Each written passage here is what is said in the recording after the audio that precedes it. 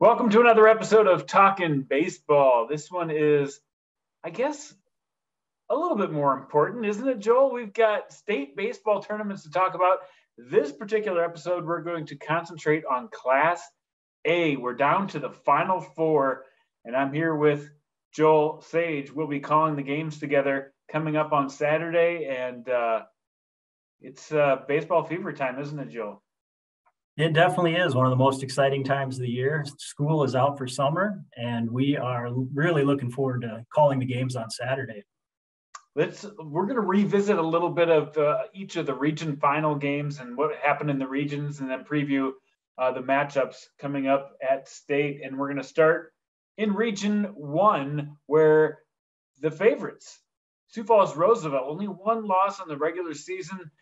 They didn't play in the semifinal in the regions because Douglas didn't travel, so they waited for the winner of Yankton and Pierre. Yankton was successful late in that game to pull away from Pierre, and they had their hands full against a good Yankton team. This was a fun game. Joel, what did you take away from that matchup? Well, I took away that Ben Ersfeld was as good as advertised. We talked about him being able to take the ball and possibly go the whole game, which is exactly what he did. He works quickly, so he's fun to play defense behind, and he can come up with a big strikeout when he needs it. So to come up big with a complete game victory in the game to get to the state tournament, that's a great performance by him. And then defensively, Roosevelt was as good as always. I think we have the fielding percentages now, and it looks like they finished top 3. Finished third in defensive fielding percentage. Offensively, they would probably tell you that they played a little bit tight. That atmosphere might have surprised them a little bit at Ronkin. The crowd is right on top of you, and that may have played a bit of a role. But you definitely have to give credit to the Kamshoff brothers. Sam and Lucas both pitched very well, and Yankton threw a guy out at the plate earlier on in that game. So Roosevelt ended up scoring only 1 instead of 2. And they did what they had to do, though, pitching-wise, defensively, and then having Jackson Gravengood come up big and late in the game. I know the left fielder lost the ball in the lights a little bit, but he still hit it all the way to the base of the wall, got a triple out of the deal, and Jack Raydell came up and did the rest with a sacrifice fly. Wasn't too deep, but with Gravengood's speed, he came cruising home, and the throw was just a little bit up the line, and Roosevelt was celebrating and moving on to state. Yeah, what I took away from that game is that Roosevelt can win a lot of different types of games, and that was a game where they had to, get every inch they could possibly get against a really good pitcher. You said it; they did things in the field to make big plays. They kept Yankton off the board early on when Yankton thought they had a run because of an interference call. There was a lot of little things in that game, and they continue to find ways to beat teams, good teams, and they're going to have their hands full against a good Mitchell team in the semis. Let's talk about Mitchell and how they got out of their region in Region 4. They had to beat Jefferson in a close game. They got down early to Jefferson, got to the next round where they got to play Harrisburg, and Harrisburg, a team that many thought had the juice to get to the state tournament and defend their title. But Mitchell found a way to get it done with one of their 2 aces, or maybe 3 aces, you'd call it, Ben Helleloyd. That was a fun one to watch, too. What do you think of Mitchell coming into the state tournament, Joel? Yeah, they're also playing very well, and credit to them for beating a couple of really good offensive teams. They used 3 pitchers in the 2 games. Landon Waddell pitched most of, I think, 6 innings in that first game. Then Dylan Solick came in and finished it off with the save. And then in game 2, similar recipe, Jake Helleloyd went to about 5 1/3. And then Dylan Solick came in and closed the door with a couple of big strikeouts in a clutch situation in that 6th inning. And then he struck out 2 batters, I believe, on 6 pitches, came in, got 1 more strikeout in the 7th, and help Mitchell punch their ticket to state. So they're playing really well. Coach Norton talked about how there's been a couple games where early in the season, there's a couple doubleheaders. It seemed like they'd either sweep or get swept. And those losses can add up quickly, but they are definitely playing well down the stretch. And we definitely have to give them credit for making it through a challenging region. Yeah, exactly. They got swept 3 times this year in their 7 losses and split. Their only split was their opening series against Stevens. So, yeah, they've beaten some good teams and they've gotten swept a couple times.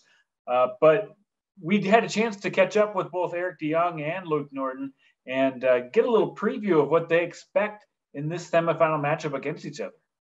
It kind of reminds me a little bit of 2019. We played Brandon Valley, and Brandon Valley had a good core group of players and we had a good group of core players as well too. Not as many seniors, but somebody said, would you rather play Roosevelt first or second? I said, play them one or the other.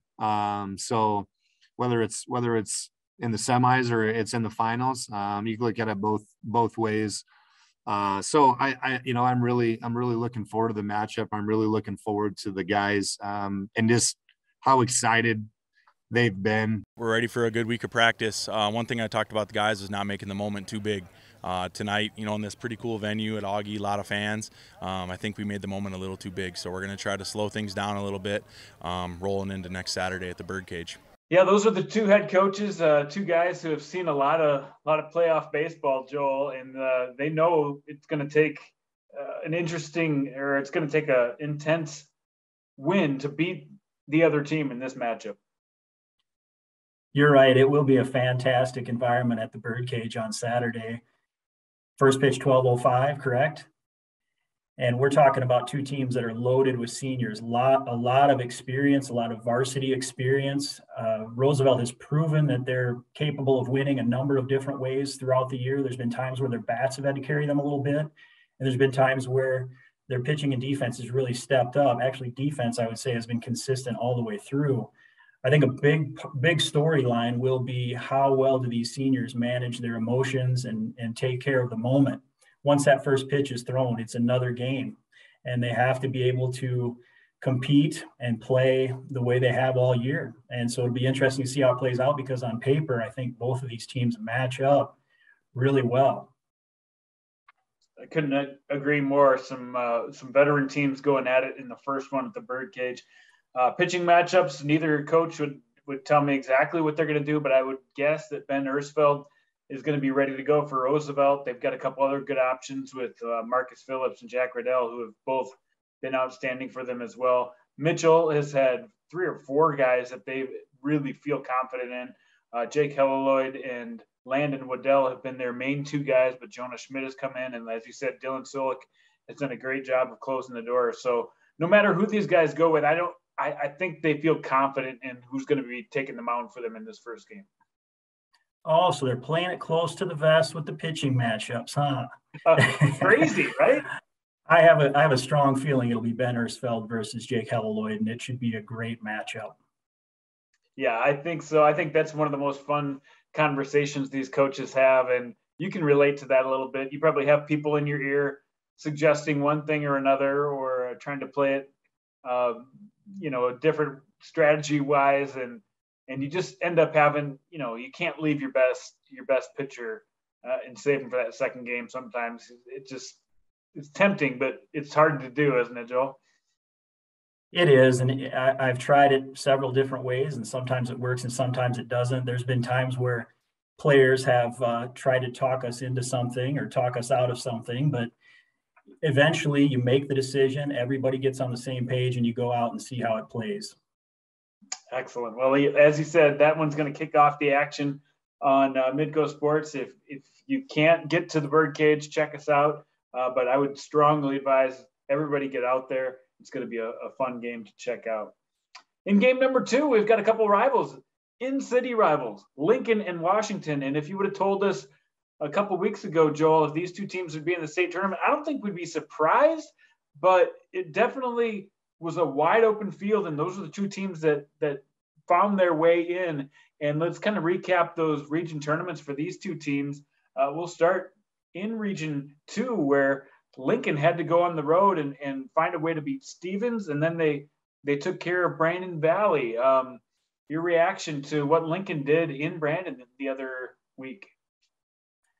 Game one was intense. Lincoln Vasgard, it was shove day for him. He pitched really well, went the full 7 innings. He did walk a few more guys than he normally does, but I think a lot of that was just one inning where lost his command a little bit and walked the bases loaded, but they found a way to wiggle out of it and gave up only 1 run. And then, if I remember right, he had the sac fly that scored the go-ahead run late in the game, bottom of the 6th inning. So it was a nail biter, but they pulled it off. They did, and then they got to the championship game as Brandon Valley took care of Rapid City Central, and we had some pop in this game. 3 total home runs in this game, and a couple of players that don't hit a lot of home runs took it yard. And it wasn't really like the wind was blowing out, but it shows you the potential that these two teams have. They do, and I think that's maybe a situation where the kids enjoyed swinging the metal bats instead of the wood bats last year. You know, we went the whole state tournament without seeing a home run. And now that I think about it, I don't know that there was a home run in the region tournament. So for Sawyer Mint to step up and hit the 2-run bomb to put them on the board, help them score first, get a little momentum, that was big. Austin Ryder, of course, answered for Brandon Valley and cut the lead in half. But then Nate Modal came up with the big hit of the game, probably the big hit of all the region tournaments throughout the 4 sites. Trey Shenaha had been pitching well and had been throwing well for Brandon Valley all year, just went middle on a slider, and Modal did not miss. It was a no-doubter. Grand slam. Yep, that grand slam kind of sealed it, and Jackson Bowe did the pitching for Lincoln, and they got their best performance out of Jackson all season long when he went, 6+ innings and took care of business. Lincoln, is a team that's had potential this year and just haven't put it together. They felt like they really put a great performance together against Brandon Valley to get to the state tournament. In Region 3, we had Brookings as the host, and Washington, had to beat O'Gorman to get to the region finals. Brookings had to beat Huron to get to the region finals, and we had a great matchup. This one was back and forth, and then late in the game, Washington found a way to get this thing done. Reaction to what Washington did up in Brookings, Joel? Yeah, first game, what can I say? Miles Reese, we pumped his tires in the last episode of Talking Baseball, and he didn't disappoint. Went all 7, held a good quality opponent, Gorman, to 3 runs, and to get that CG and save 3 other arms that they were able to use in the championship game, that was huge. So definitely credit to Miles Reese for pitching a great opening game in that Region 3. Exactly. And you said it, they pitched 3 pitchers. Bryce Ronkin went out there and did a good job. Jack Nesgy came in, and then they used Andrew Glovich, a guy who they've really wanted to use and haven't been able to because of an injury. In the last couple of weeks, he's come on strong and really provided an extra arm, and that's been huge for a team, missing their all-state junior Gage Sharping, who has not pitched all season long. So for them to get any extra pitching has been huge, and Glovich came through with 2 solid innings and the game-winning double in the top of the 7th inning to get it done. So a team effort for Washington, but they had some guys really step up. I think they've won 8 of their last 10 now. They're a team that really feels like they're in the right frame of mind heading into state. They are on a roll, and credit to Andrew Glovich for doing his best Shohei Ohtani impersonation, coming in, and that was a blast to left center to put them ahead 6-4 in the top of the 7th inning. And then, of course, 2 shutdown innings against a really good Brookings team to propel them to the win. But you're right, it's been a total team effort for Washington, and Coach Thurlow talked about them finally being healthy, and they still, even though he said that, I think they still ended up having to play without Cale Swanson and found a way to get it done. So they're piecing it together and playing their best baseball at the right time. And I think next year teams are going to be clamoring for those 6 and 7 seeds, now that this is the 2nd year in a row that we've had 2 6 and 7 seeds make it to the state tournament. It's like some voodoo magic with those 2 seeds. I think that teams will definitely be pushing for that 6 and 7 seed. They're not going to be playing for those 1, 2, or 3 or 4s anymore. Yeah, who wants to host when you can be a 6 or 7 and go on the road and shock people? I mean, but you think about it, that's what Washington did. Lincoln came in as a favorite last year, and they got upset. They come in on the road and get things done. You just never know. It just goes to show how deep Class A really has been all year, and how well these teams played to get where they are. And it's going to make for a very interesting matchup here. This will be the third time these two teams have played against each other this year. They split. Lincoln won on a walk-off earlier in the year, and Washington came back and had a commanding performance the last time they played each other. But let's hear from both coaches, Brent Thurlow and Jordan Johnson, on what they expect in this matchup. Yes, I think we have more better ball to play, but I mean, we are right there where we want to be at. I think it'd be back on turf. My understanding is the Canary Stadium is turf. It being back in Sioux Falls, playing with our home crowd, it's going to be pretty fun. You know what? It's going to be a dogfight. First game we won on a walk-off home run by Oscar Lockwood Powell, and then they took it to us last week. We weren't really, we were kind of on the ropes. We were without our best player. He had just come back out from injury. And so I expect a dogfight. We're going to come ready. It's going to be a fun game to watch, and I know we're excited to do it. So Brent Thurlow in his first year at Washington, coming over from O'Gorman, feeling like he's got a healthy squad going up against Lincoln and having beaten them in the last time that they played, but they both know this game could go either way. What's going to be some of the keys to this game, Joel? What are you looking forward to watching between Lincoln and Washington? well, first of all, I'm glad you brought up the previous games because that's what makes this matchup so intriguing. Whereas Roosevelt and Mitchell have not played yet, and that's exciting to see how they match up and how it plays out. With Lincoln and Washington, they've seen each other twice, and the first one was quite a finish, extra innings. Oscar Lockwood Powell hits the walk-off home run at Ronkin on a cold Thursday night under the lights. So a lot of intrigue there. Washington bounces back the next time they play and gets a little bit of revenge. They jumped out to an early 5-0 lead out at Harmadon on a Saturday afternoon and just kind of poured it on. They ended up winning 15-8. As far as this matchup, I think we're probably going to see Jackson Bowe face off against Miles Reese. And that's no disrespect to my nephew, Lincoln Vasgard. I just think he pitched against them on that Saturday that they weren't able to get the job done. And I think they'll give the ball to the senior. If they don't, then so be it. But I think they can feel confident with either Jackson Bowe or Lincoln Vasgard on the bump. That's just what I think they're going to do. And we will see on Saturday, and cannot wait to see how these two teams match up too. Yeah, for people outside of Sioux Falls that don't really know, Lincoln and Washington, these two students, they sometimes go to the same elementary schools and the same middle schools, and then they split apart for high school, but they play sometimes on the same summer teams as well. These are two schools that know each other very well. I don't think there's going to be a lot of surprises in this game, Joel. No, that's exactly right. They all know each other very well. They play together in the summer. They've played either with each other or against each other since they were probably 7, 8, 9 years old. And it will be fun to see how they match up on Saturday. So a lot of talent in this group here. A couple, maybe I guess you call them surprise teams.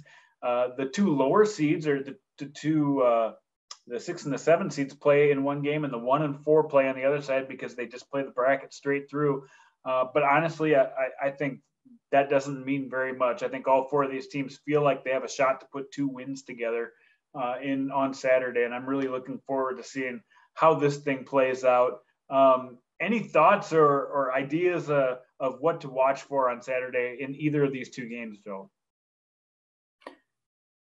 I can't narrow it down to one thing, but definitely come out and you're going to see a couple of great games in the semifinal matchups, and then that championship should be one to remember. Can't wait to see how this thing unfolds. Washington made it to the finals last year. They're the only team in this group that was in the state tournament last year and comes back this year. But Roosevelt comes in as the favorite with just the 1 loss, but I'll tell you what, they've played a lot of close games this year, and just because of the record, don't assume that they're gonna roll through this tournament. It's gonna be, like you said, just two outstanding games leading up to that championship game where anything could happen. That'll do it for Class A preview. We are really looking forward to seeing you on Midco Sports. Joel Sage and I will be there for all three games on Saturday. Make sure to tune in. Scheduled times at 12:05, 2:05, and then 6:05, I believe, is the championship game. Is that right, Joel? I'll have to double check that. But I think the third 5:05 championship. 5:05 championship game. Thank you. So yeah, we'll be bringing you baseball all day long on Midco Sports. For Joel Sage, I'm Jason Andera. We'll see you out at the Birdcage.